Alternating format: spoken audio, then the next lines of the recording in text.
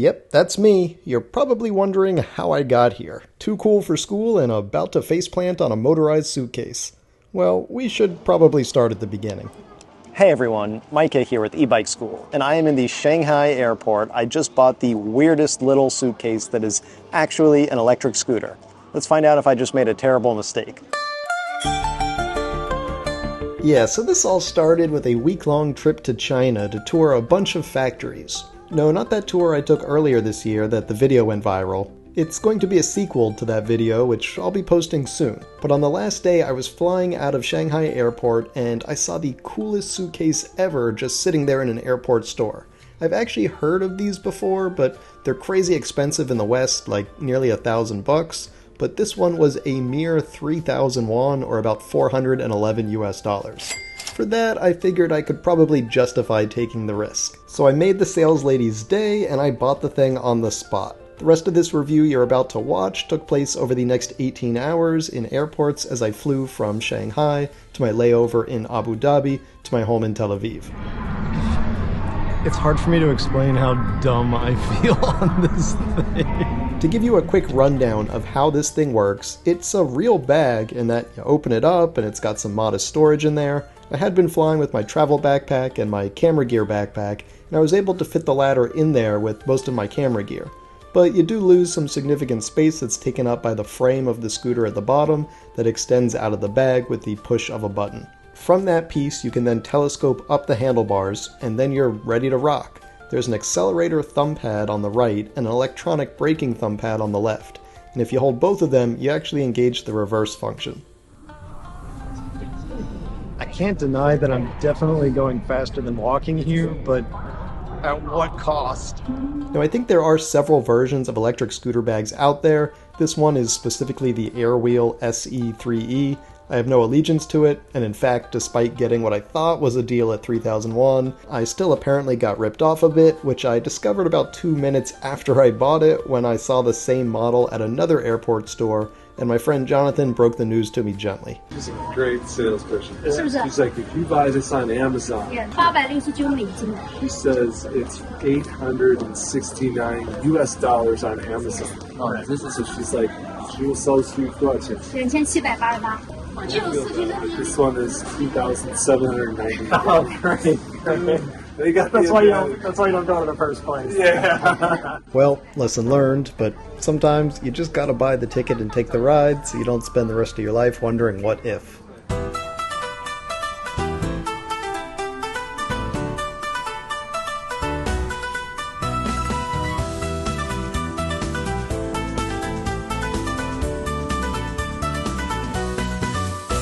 Now, the marketing for this thing says it can go up to 13 kilometers per hour or 8 miles per hour, and I was definitely going faster than walking, but it did not feel like it was quite as fast as the advertised claim. Here's the real test. I'm actually faster than these guys on the moving walkway. I wonder if I go on one of these moving walkways, if that is like turbo mode. All right, you guys ready to engage turbo?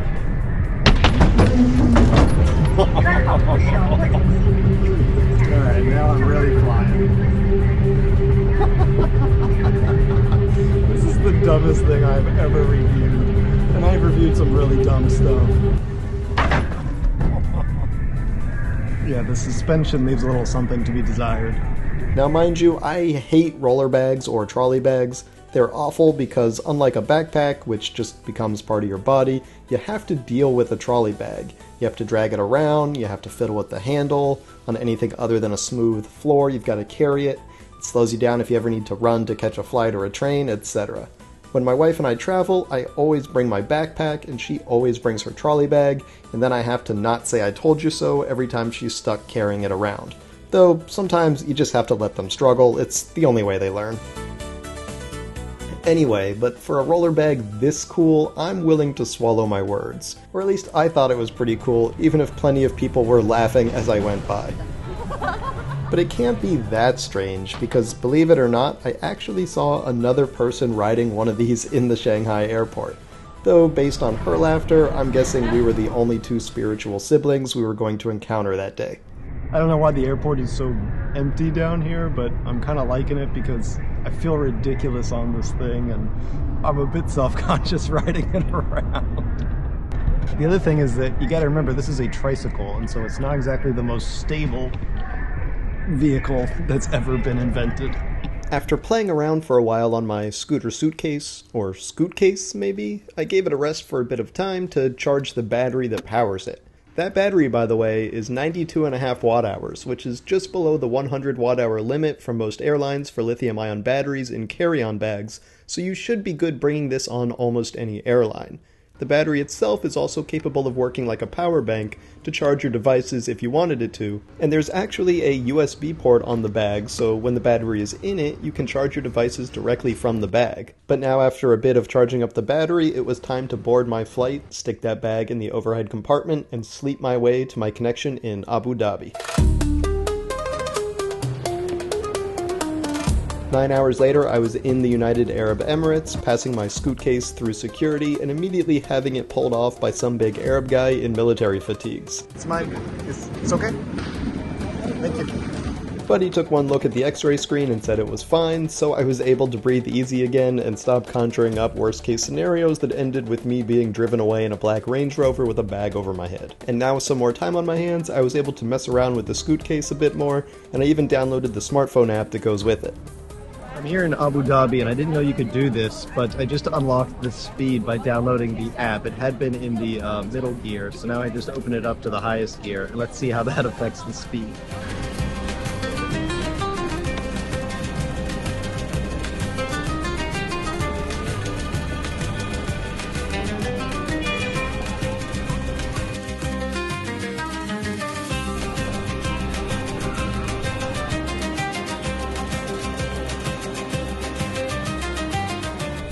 Definitely feels faster. Oh yeah, the power is palpable. I can't not feel dumb on this thing. People are definitely laughing at me. Oh yeah, I'm flying past people on the walkways now.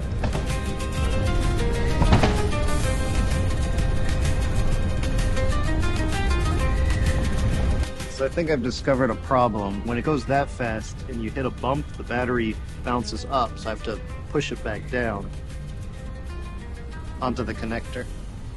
So that was the first main problem I discovered with the Suitcase, and it only started once I put it in the fastest gear, since now it would hit those floor dividers with more force and make that battery bounce up off of the connector. What I found though was I could usually just reach around behind me and push that battery back down whenever I felt like I had lost power after a bump. And the good news is, things were much faster now, especially when I went on the moving walkways in the higher speed mode. I got going so fast that I almost Evel Knieveled it right off the exit ramp. Alright, maybe take those a little slower.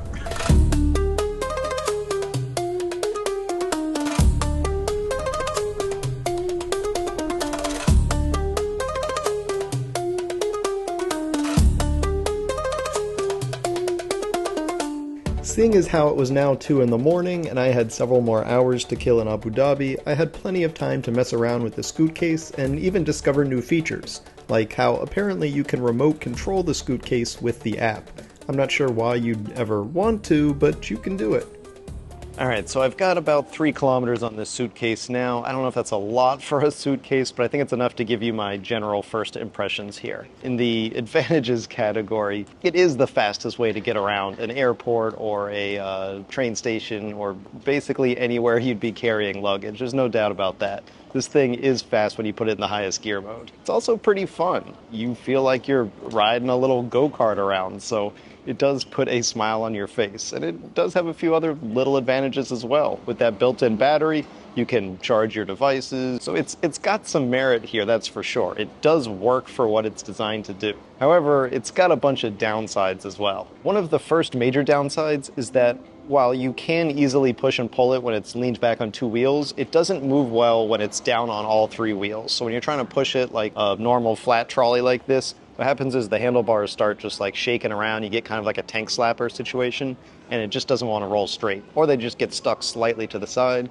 and it wants to just continue at like an angle. So you can't really push it flat. Secondly, it is heavy. I do know that when I checked this thing in, they asked me to put it on the scale, and it said 15.7 kilos, which is definitely above any limit for a carry-on trolley in most airlines. When the Chinese girl that was checking me in Shanghai saw that it was 15.7 kilos, she was like, and started like looking around for, someone to tell her what to do. And I was just like, I'll just move some stuff into my other bag, thank you, and took my passport and ticket and got out of there while she was still like flummoxed. So I think if you've got someone checking you in that's a little less meek, you might not get away with it, but keep that in mind that it's going to take up a lot of weight. It's also just really heavy to pick up. If you're putting this into the overhead carry-on bin, it's going to be a lot of weight to stick up there. The next thing is there's just not as much space in here. I think they say it's something like 26 liters of storage space. And so if you had like a normal carry-on trolley like this, all of the space would be storage. You'd have a lot more space, but this has a lot of room taken up for the slide rail on the bottom when the scooter part comes out. If you're looking to carry as much stuff as possible, this is not the way to go because you lose a lot of space there. And of course, there's all the extra weight from the scooter parts. Next, the zipper feels just super cheap on here. The rest of the scooter feels like pretty good. I think it's all going to hold up, but I can just tell the zipper is the first thing that's going to go. It just feels really lightweight and like it's not really connected to the door or the rest of the suitcase very well. Like if I compare it to my Cotopaxi here, which I've had this bag for like 5 years, it's my go everywhere travel bag. I feel like I could pick this thing up by the zipper pulls and throw it like a discus, whereas this would just disintegrate if I tried to do that. And lastly, the biggest downside of this out of everything is probably just that you feel super self-conscious riding it around. I mean, you know how dumb you look on this thing. And look, I've reviewed a ton of things, including many sort of odd and strange looking vehicles, and I am the first to tell people, don't worry about what other people think. Life is short. Do what's fun and what makes you feel good, right? But everyone has their limit, and I might have found mine. I just feel so silly riding this around, and like you just see people laughing as you go by that it's kind of hard to enjoy it as much as you can when you feel that self-conscious about how you look on this thing. So there you go. It's got a bunch of pros and cons. At its price that I got it, just over $400, it's maybe worth it, but at like $880 or whatever the current Amazon price is, it's hard for me to say that this is definitely going to be worth it unless you're in a category of people that, you've got mobility issues, and it really would help you to have some kind of electric scooter around an airport. Though if you are one of those people, then I have to imagine that picking up a heavy suitcase to put into a carry-on is going to be an issue. But enough testimonial yapping, now it's time for some final voiceover yapping, as morning came soon enough after a bit more charging of the battery, and I was able to board my final flight to Tel Aviv.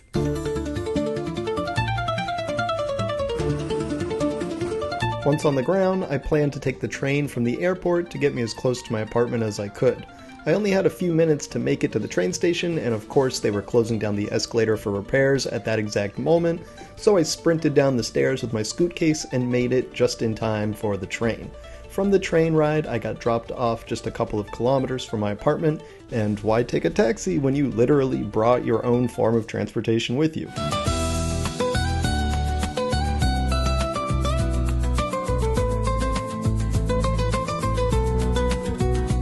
While I probably could have ridden my suitcase all the way home, it was pretty demoralizingly slow on the road, so I hopped on the next fastest form of transportation and created the turducken of the scooter world.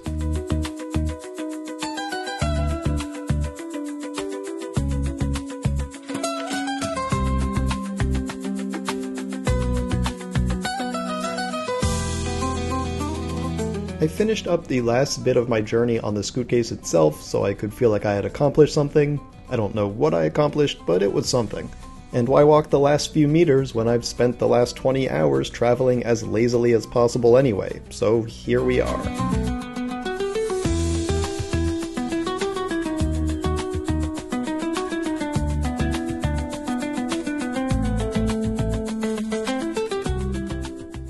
So there it is, I am back home, and I have to say that this suitcase worked just really really well. I'm surprised how well it worked. I have to hand it to them. Now though, it is time for my favorite part of all of my videos, a chance to give away a free form of transportation to someone in need. This is part of my e-bikes for good program I started, though this time it's going to be more of an e-scooter for good, as that seems more appropriate this video. Thanks to the generosity of VMAX, a Swiss electric scooter company, I am excited to be able to give away a free VMAX VX2 Extreme electric scooter to someone in need that is watching this video right now. Last year, VMAX expanded its operations into the US, and I recently had a chance to test out the VMAX VX2 Extreme electric scooter the last time I was in LA, so I can tell you firsthand, this thing is incredible. I'm sure it's going to become a huge help and a fun way to get around for one lucky person right now watching this video that could use a leg up and a way to travel around their town with some transportation independence. If you don't know VMAX, like I said, they're a scooter company from Switzerland that has expanded into the US, and they have quickly become a popular go-to source for electric scooters that are higher quality but still affordably priced. Their VX5 electric scooter, which I've also tested, starts at under $400, but I've really come to like their VX2 Extreme that you're seeing here, and which I spent a few days riding all over Los Angeles last month. The scooter can get up to 25 miles per hour or 40 kilometers per hour, which is fast enough for just about anyone, and there are 3 battery options, so you can get between 28 to 43 miles of range. The different battery options also let you decide how much you want to spend, since you can get the smaller battery and start at just $899, or pay either $100 or $200 more to get the bigger battery sizes. All 3 have the same great features though, including really good lighting with turn signals that actually work quite well, powerful braking, and even more powerful acceleration, thanks to the rear motor that is rated for up to 1600 watts of peak power. When I had it in the highest power mode, I could accidentally wheelie the scooter, so I rarely actually put it in the highest power mode. Basically, this thing is an awesome scooter, and if you're on the hunt for your next lightweight but powerful e-scooter, this is probably it. But there are a lot of people who a scooter like this would be a huge help for them, however they simply can't afford it due to their circumstances in life, and that's what the E-Bikes for Good program is all about. If you're someone who the VMAX VX2 Extreme would be a great way to get around, but it just doesn't fit into your budget, let me know. I want you to head on over to EbikeSchool.com/ebikesforgood. That's my site. There's a web form there you can fill out. There's nothing to pay. There's nothing to sign up for. It's totally free. It's just a form to let me know what your circumstances in life are and why an electric scooter like this would really make a big change in your life and give you that transportation independence you need. From among those deserving entrants, there will be a random drawing, and the winner will be announced at the end of my next video. And by the way, when I was talking to the VMAX folks, they let me know that they actually have a number of open box or refurbished scooters with just 1 or 2 miles on them that are basically new, and that they'll often sell for a deep discount. So if you're not fortunate enough to be the lucky winner of this giveaway, but a deeply discounted scooter would still be a big help for you, you can go to their contact page. I'll put a link below this video so you can inquire about those scooters. I have no skin in the game. I don't make any money if you buy one of those. I'm just simply letting you guys know in case it is helpful for someone. I will also put a link down below to VMAX's main page, so if someone does want to get a new electric scooter, there will be an affiliate link for that as well. A big thank you to VMAX for their generosity in helping me give away one of their scooters for free. And now it's time to announce the winner of the E-Bikes for Good giveaway from my last video. And the randomly selected deserving entrant is Peggy Y. So congratulations, I am very excited to be getting a new e-bike out to you. And last but not least, it is time to announce the winner of the book giveaway from my last video. And the randomly selected commenter is Flying Purple Pizzas. So congratulations, just let me know which one of my books you'd like. You can choose from DIY Lithium Batteries, DIY Solar Power, The Ultimate Do-It-Yourself E-Bike Guide, or my latest book, The Electric Bike Manifesto. And my dog is here to close this out. Thank you for watching, everybody. I'll see you here next time. Thanks for watching Bike School.